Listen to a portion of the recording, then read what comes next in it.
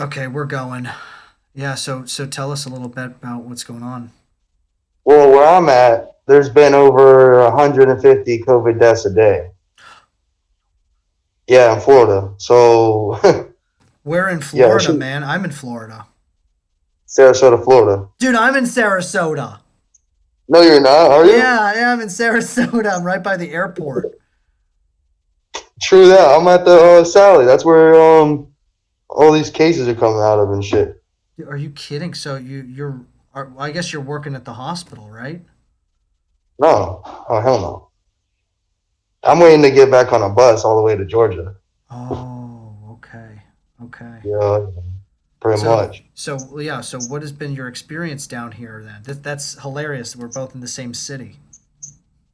My experience, well, I'm originally from here, but ever since COVID-19 came out and shit, dude, it's just been getting a lot worse. Yeah, pretty much. People, I'm surprised I haven't got it, but I guess like I got a really good immune system. I think I got it when I was in jail here, but I'm not too sure. Hmm. What so So, yes, wow. So like what's your story? Why were you in jail? grand theft charge, but it wasn't even like I was a accessory to grand theft or some shit like that. So it was, yeah, I did 2/11/29s consecutive, so I did 16 months total. Could you explain to people what that means? 11/29 is 11 months, 29 days.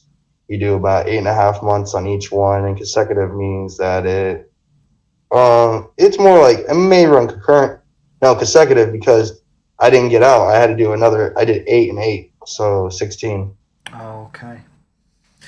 Man, So no, so what do you think it was that I think a lot of people are interested in kind of like the I don't know, like the culture of jail or whatever that like what has been your experience with law enforcement and like how is jail different or prison different than what other people may think? oh, jail is just like I mean the Sarasota County jail. To be honest with you, that shit's like day camp. That shit's petty as fuck. Like people, there's only very few people that really do fight in there if they do, and I mean, there's more thieves in there than there is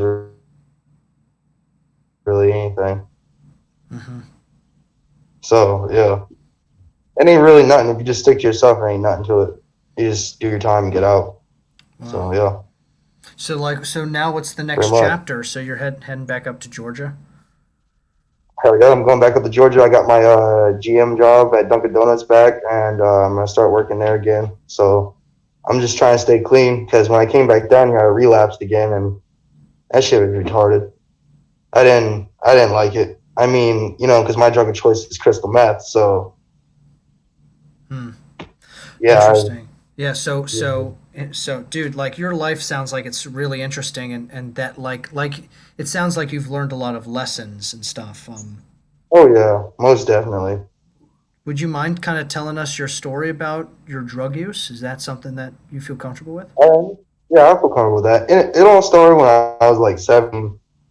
It dealing with like the wrong people, wrong place. You know what I'm saying? What could I ask like what your family So, situation was at that time? oh, I got kicked out. My mom's a heavy alcoholic, shit like that. But at the time she was. I got kicked out because I guess I was causing problems between my brother and his wife or whatever and all that, and it didn't turn out too well, and I left. I was homeless for about 8.5 months, and I was hooked on ice for 8.5 months. And ice is meth, right? And I went from 200 pounds. I went from 205 to 135 when I went to jail, and pretty much. Hold on, my phone just did some stupid shit. All right, and pretty much you know, from that point on, I like ever since I went to jail, and then I was clean when I before I went to, I was clean for about 2.5 years before I went down to Georgia, and then I came back down here to see my mom and stuff and I got stuck down here for a little bit, and then I decided to use again. So really, all it is, it's like, and I ran into the old person, the old plug that I used to hang with and stuff like that in general. And most of the time, it just like it has to involve people, places, and things. If you don't involve yourself with people, certain people, you don't involve yourself with places, stuff like that. Yeah. And yeah, pretty much. Was But it that's was why I it joined the program. was it like what for you, like, was it kind of like a loneliness that drew you back to those people or those places? Like, what was it that kind of brought you back to those people? Well, I didn't intentionally find them. It was weird. It happened by fate, I guess, because I got off the Greyhound. I was walking down B Ridge, and seen one of my old exes and stuff like that, and she had it. She had shit on her, and she had stuff, and then she was like, I didn't have anybody at the time. I was about to be homeless on the street again, so I was like, oh, okay, whatever. I'm just gonna go ahead and do it. And then it had fentanyl in it, and I didn't know. And after 2 days, I started getting heart pains and stuff, and I called an ambulance, all that. And basically, they said if I didn't call an ambulance when I did, I would have died of a massive heart attack 10 minutes later. Oh my gosh, dude.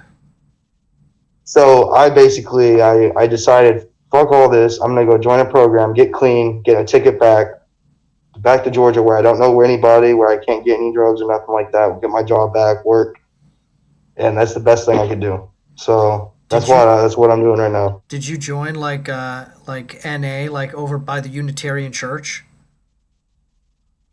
No, I mean, it all depends because, like I said, I was clean for 2.5, 3 years before I came back down here, and it's all about willpower not to do it. It's all about the right choices, and it's all about if you want to stay clean. It's you can put like you can guide a horse to water, but you can't make that horse drink the water. So Absolutely.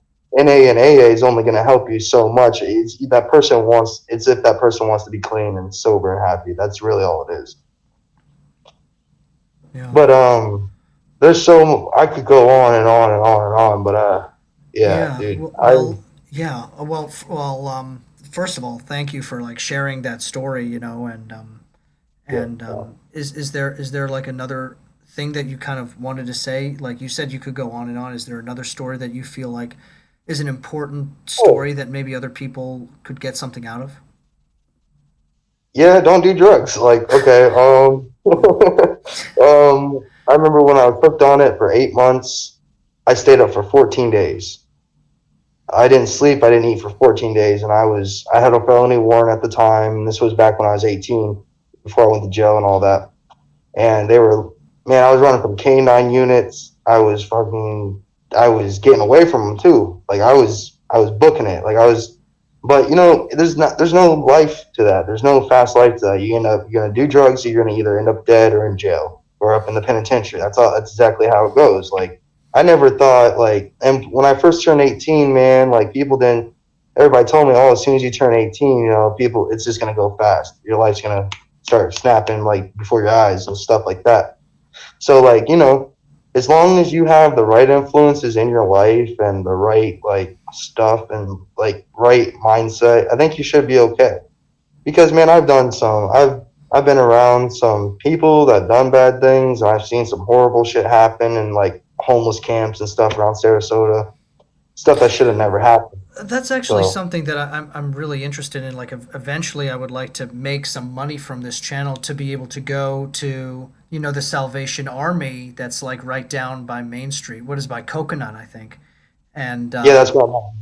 yeah, and just like interview the people that work there, and also the people, like people like you, and just ask about the homeless situation. Like, how do we improve that? How do we make that better for people? Well, you see, they've been trying to improve it for a long time, but like you walk down Central, you see there's people sleeping on the sidewalk, people Yeah. smoking spice, smoking that Tunchi stuff, falling out dead, seizing out and stuff. Like I think with the homeless community, like when that Spice K2 came out, that was a whole game changer for them because they still haven't got rid of it. No matter how hard the cops break down on it, like crack down on it, like it doesn't matter. There's always going to be drugs out there. There's always going to be violence. There's always going to be homelessness. No matter, you could put five Salvation Armies like 4 blocks apart and they can try to help people. But it's like I said, you have to have, the people have to have the mindset and the will to want to get off the street. And that's how I see it. For you, your story, what was the moment you feel like was the moment where you were like, I don't want to do this anymore? Was there like a snap moment? What was Yeah. that? What was that moment for you? That moment for me, man, was man, sleeping at a church, man, getting woken up by cops. Like, that's the only safe place I could have stayed at the time. Like I was trying to get away from because people be robbing and trying to hurt. My uncle just I don't it was just on the news. My uncle Chris, he just died because he stabbed this dude 47 times over some Tunchi. And he just died and all that. He died in the hospital and stuff. And yeah, it's no good. Yeah, Well, my snap out moment was like when I snapped, it was like I can't do this no more. Is when I was like, man, I'm sitting here donating plasma, like Ked's plasma. I'm sitting here doing day labor. I'm barely making enough money to survive. I was paying $12 a night here before I joined the program, and I've only been down here for about 2 months, and it's not the place to be. They need to. I mean, I give all props to the Salvation Army for what they do. You know what I'm saying? yeah, But like at the same time, they can only do so much. They can only do what they can. You know what I'm saying? Like that's all they can do. yeah. Dude, thank you so much for being so generous with yourself, you know? Oh It's yeah, no awesome. problem, Yeah. man. It's crazy Um, that we're in the same city. yeah, That's isn't that crazy? Of all like of the 36,000 people of anywhere all over the world, you know, like we're like 4 miles yo. apart, you know. So for this channel, like what name can I use for you? What do you want to go by? You just call me Nick. You call me by my real Nick. name, man. Okay, cool. Yeah, And dude, I have some other kind of like random questions that I write up for people that I feel like you've been so generous. I would love to ask you like three, if that's cool. that's great. Um, That's good. What's up? so pick three numbers between 1 and 45. 7, 22, 38. Okay. Number 7. What do you think are your best and worst qualities? Oh man, my best qualities. I'm so generous, dude. I'll give my shirt off my back to someone. I'd give my last dollar to someone if they really needed it. You know what I'm saying? My worst qualities, I'm quick to fight. I don't like people running their mouth. I don't like people touching. Yeah, I don't like people touching my stuff, stuff like that. But that's just that jail mentality, I guess. Another good quality about me, man. I just if you're hurting, you know what I'm saying. I feel you, and things. I just got a big heart, man. I can't stand to see people fail, and I just want to bring everybody up with me. That's how I look. That's how I I see it. I totally feel that from you, man. Like I really, yeah, you just feel like you sound and feel like your aura is like a big teddy bear. You know what I mean? Like I gotta just tell you that, you know. Um, Mm-hmm. Number 22. Oh, actually, I'm another question that came out of like what you were saying is like the quick to fight thing. Like when you were growing up, did you get into fights when you were younger? Oh, absolutely. But that came from watching my mom get beat and all that anger that I had for the person that was doing that towards my family and was hurting my family. I couldn't at the time. What I did was when I was 15, I joined boxing, and I did that for about a year and a half, and I got really good at fighting. So that was probably the worst thing I could have done because when I start growing up, getting older with my drug addiction and all I was when you're on drugs like that, you don't think to do nothing. You're quick to fight and you're quick to hurt somebody, and that's just how I see it, man. And the easiest thing to do is hurt another living soul. It's the easiest thing to do, and I learned that, and once I learned what I was capable of, I just didn't care. Wow. So. Wow. Hmm. Interesting. Yeah. Okay, number 22. Hmm. What is your purpose? Man, I feel like I have a great purpose here, man, because I OD'd 3 times and I drowned once. And I was legally pronounced dead 4 times in my life. I'm only 21. I've Oh been brought, my God. yeah, I got brought back so many times, dude. And there has to be a reason. There has to be a God. There has to be something. Because you see people at OD, they don't get that second chance. Why should I get a second chance? And that's why I think, well, man, I'm here for a reason. I'm here for a purpose. I'm here for something, a bigger reason. God has something for me that I don't even know yet. That's what I think. Dude, I just have to say, if you ever want to keep in touch I don't know, do another one of these interviews or something, your point of view is just really important. I think, because there are a lot of people with the opioid epidemic in this country. Like, there are a lot of people that, like, I feel like you could speak to them, and like, you're very Yeah. articulate, and I don't know, maybe later on as this channel grows a little more, like, you'd be able to reach out to more people who are having a situation and be able to help through. Yeah, I would Yeah, love to try to help in some way. yeah, that's Um, how I always am, man. I just want to bring people up and like, but you got to understand if those people don't want to be brought up, and they're not gonna come up with you. Absolutely, you can't force anyone; they have to choose it. Yeah. Um, Exactly. okay, the last question, 38. Hmm. Okay, what is the most painful thing you've ever been told? Oh man, the most painful thing I ever been told. Whew, there's a lot. Oh man, the most painful thing. Mm. I'm trying to think, man, because there's a lot. That's okay. Yeah, there's no need to have Um, to say anything. I would love to speak on that. The most painful thing. I think when I had my daughter's mother, I found out she was cheating on me numerous of times and was lying to my face about it. I was taking care of her when she was staying with me and stuff. And yeah, I think that was what made me feel more like the most painful thing because I was with her for like 3 years. And throughout that 3 years, apparently she was cheating the whole time. I didn't know because I was like always working and I was always just hanging out with my friends when it came down to it. At that point, like that's when I got clean for my daughter, and Oh, uh, and I found all that out, and I was like, nah, bro. I literally threw all her shit outside, like everything she owned, and I kicked her out. I didn't care. I was like, you know what, you go live with him, and then she was always coming back like 4 or 5 days later trying to get back. I was like, no, no, can't do it.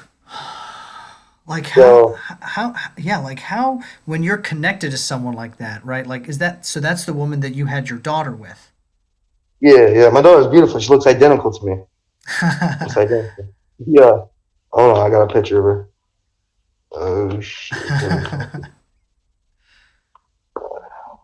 Oh, Mhm. this freaking wallet's retarded.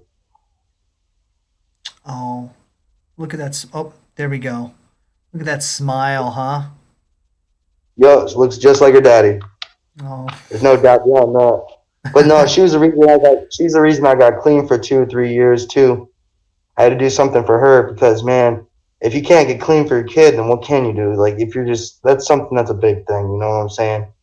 But I'm trying to just get back to Georgia, man. I'm trying to just get away from the city because the city, if you don't have family down here, you don't have people down here, you're just gonna go back to the same stuff.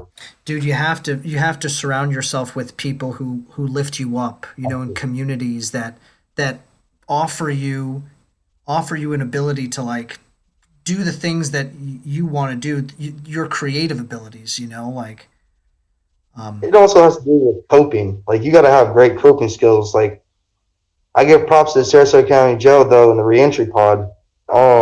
Man, they taught me great coping skills. But me personally, my coping skills, I like working on my music.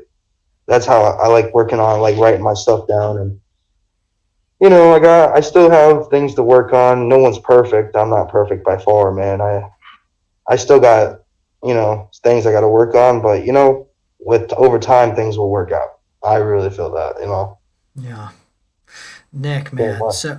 So before we go, is there one last piece of advice you'd like to kind of leave people with, or any last words? If anything, just get a job and work and work and work when you're young because so you don't have to go through what all these people on Central are doing, sitting there doing drugs, sitting there. Finish high school. I see. I had to get my GED because I dropped out because I was all messed up on drugs. So I was like, I ain't doing this shit. Fuck this. Da da da da. Excuse my language. Part of my French. It's fine. It's But okay. It's all right. but things just you just gotta stick it out, ride through the storm, man. Don't no matter if times get hard, you gotta keep going through darkness to get to the light. You can't sit there and stop where you're at and just dwell in the darkness. You can't feel self pity for yourself. If you feel self pity for yourself, you got people out there who's gonna be like, oh, you know what I'm saying? Like you can't trust everybody. That's number two. Never trust anybody. Like unless you know the person real well. Even good friends will stab you in the back. I learned that.